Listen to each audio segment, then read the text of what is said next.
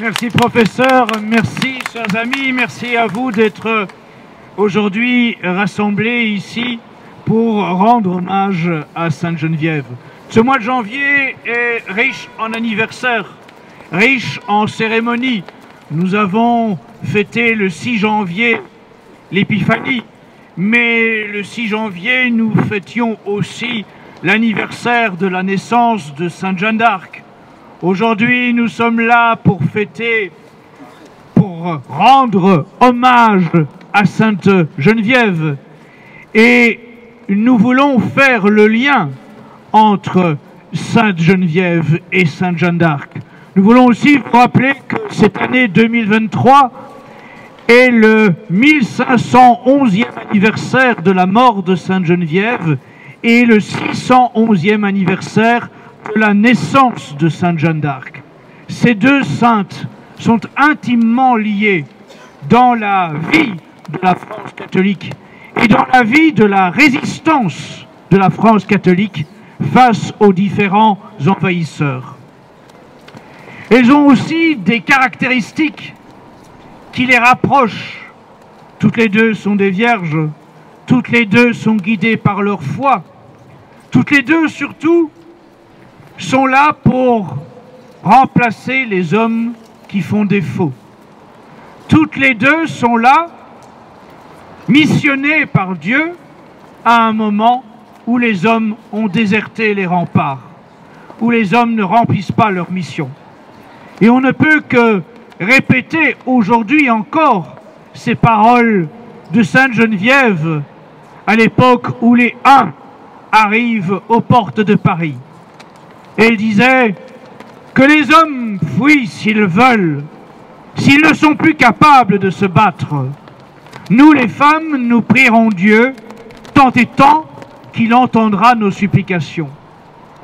Hélas, 1 millier d'années plus tard, Sainte Jeanne d'Arc devait bien constater à nouveau que les hommes faisaient défaut.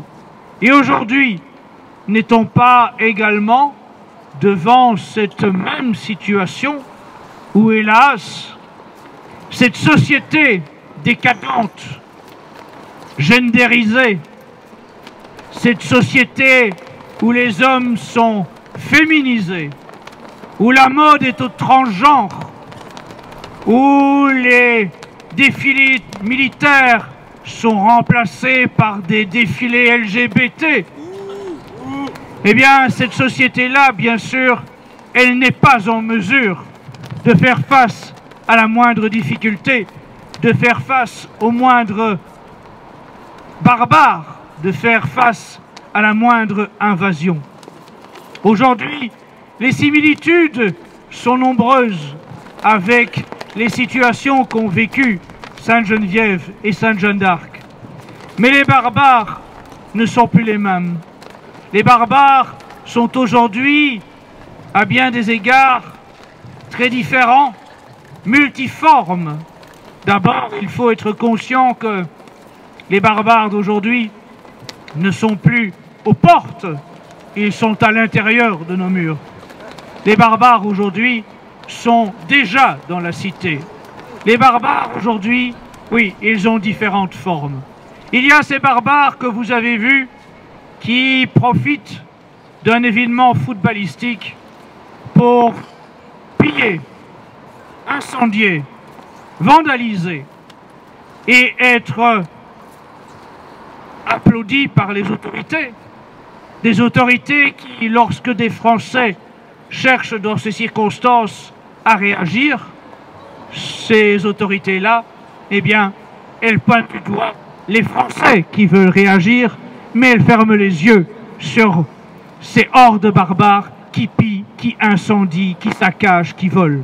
C'est ça aujourd'hui, la trahison à tous les étages, la trahison des élites, la trahison des hommes politiques, la trahison de ceux qui ont normalement la mission de conserver, de maintenir l'ordre public.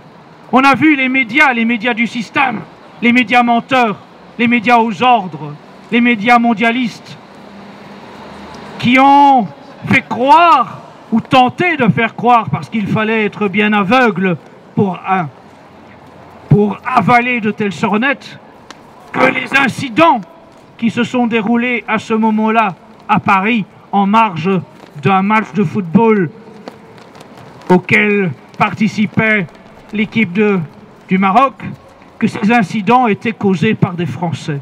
Mais qui donc? Qui peut croire à cela? Qui encore nous ment? Toujours les mêmes aux sources des mensonges, toujours les mêmes aux sources des manipulations, toujours les mêmes qui cherchent à ce que le peuple français vive dans l'humiliation.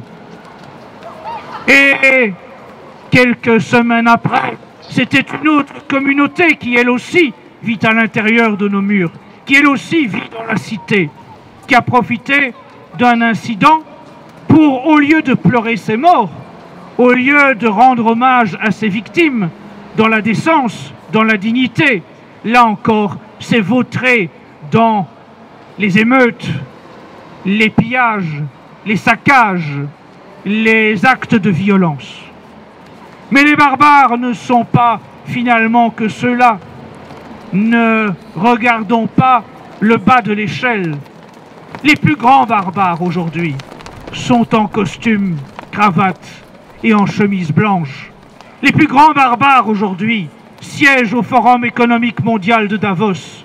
Les plus grands barbares aujourd'hui sont les oligarques de la finance apatride et cosmopolite. Ce sont eux les vrais barbares. Eux qui veulent humilier le peuple français. Eux qui veulent humilier tous les peuples de la terre. Eux qui veulent détruire les nations. Eux qui veulent nous faire vivre dans le nouvel ordre mondial. Eux qui veulent nous faire vivre dans la peur. Eux qui veulent nous faire vivre dans la terreur. Eux qui veulent nous faire vivre pucés, surveillés, tracés en permanence. Oui, ce sont eux les plus grands barbares aujourd'hui. Les Schwab et consorts sont les vrais barbares, bien plus que ceux qui se contentent de casser des vitrines. Oui, eux qui, avec les patrons des GAFAM, les Bill Gates, les Zuckerberg, les Jeff Bezos, eux, oui, sont les vrais barbares. Tous ces gens qui ont financé depuis 2 ans le mensonge généralisé. Tous ces gens qui ont voulu imposer à la population mondiale une pseudo-vaccination dont on voit aujourd'hui les conséquences multiples, les effets secondaires catastrophiques. Ce sont eux les mêmes qui, aujourd'hui, nous imposent sous des prétextes tels que la guerre en Ukraine, ou le réchauffement climatique, ou la guerre énergétique, de connaître la misère, de connaître l'inflation, de connaître des pénuries orchestrées. Tout cela, c'est la manipulation organisée par ces vrais barbares en costume cravate qui siègent au Forum économique mondial de Davos, qui siègent dans des officines internationales comme le Bilderberg, comme la Trilatérale, comme le Club Le Siècle et tant d'autres officines internationalistes et mondialistes. C'est eux que nous devons considérer comme nos premiers ennemis. C'est eux qui sont ceux que nous devons avoir en tête comme les véritables coupables. S'il fallait un jour connaître un nouveau tribunal de Nuremberg, c'est eux qu'il faudrait mettre devant ce tribunal. C'est eux qui devraient être condamnés. C'est eux qu'il faudrait exécuter pour leur responsabilité insensée devant les cataclysmes que nous vivons depuis 2 ans. L'effondrement de notre civilisation, c'est eux qui l'organisent. C'est eux qui veulent nous mettre en coupe. C'est eux qui veulent organiser un totalitarisme mondialiste dont ils veulent prendre le contrôle complet, que nous n'ayons plus aucune liberté, que l'argent liquide disparaisse, que les espèces disparaissent, qu'ils puissent surveiller nos moindres faits et gestes. C'est eux qui veulent organiser le crédit social à la chinoise partout dans le monde. C'est eux qui veulent organiser aujourd'hui un communisme 2.0, jonction entre le communisme d'autrefois et l'ultracapitalisme des financiers apatrides. C'est eux, oui, qu'il faut pointer du doigt comme les véritables coupables. C'est eux qu'il faudra condamner. C'est eux qu'il faudra pendre un jour pour tout le mal qu'ils ont fait. Alors en attendant que ce jour vienne, messieurs, n'oubliez pas d'être des hommes. Il faut une société où les hommes sont des hommes, où les femmes sont des femmes. Ne perdez pas en tête vos rôles, vos responsabilités. Ne tombez pas dans les pièges de cette société qui veut nous faire perdre tous nos repères, qui veut nous faire perdre toutes nos racines, qui veut nous faire perdre toutes nos identités. Messieurs, occupez votre place sur les remparts. Cette société, si elle veut conserver les libertés fondamentales auxquelles nous sommes attachés, si elle veut conserver les identités, les nations, si elle veut conserver la foi de nos ancêtres, elle impose que nous nous battions.